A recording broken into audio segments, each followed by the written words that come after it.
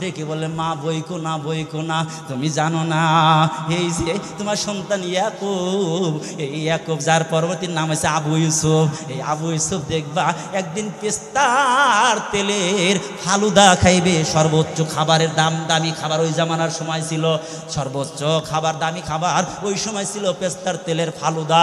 বলে তোমার সন্তান একদিন এমন হবে, তুমি রুটির কথা বলছো, রুটির খাওয়ার টাইম তো দূরের কথা, ওই পেস্তার তেলের ফালুদা খাওয়ার সময় তার হবে না। আল্লাহু আকবার। আমার ভাইয়েরা লেখাপড়া চলতে আসছে, লেখাপড়া করতে করতে আমার ভাইরা আলেম হলেন। ইমামে আবু ইউসুফ রাহমাতুল্লাহ আলাইহির তীক্ষ্ণ মেধা আর ভালো আলেম হওয়ার কারণে এই নামটা যখন বাদশাহ হারুন আর রশিদের দরবারে চলে গেছে, হারুন আর রশিদ একটা দরখাস্ত দিছে ইমামে আজম আবু হানিফা রাহমাতুল্লাহর দরবারে, আবু ইউসুফকে যেন পাঠায় দেওয়া হয়। কারণ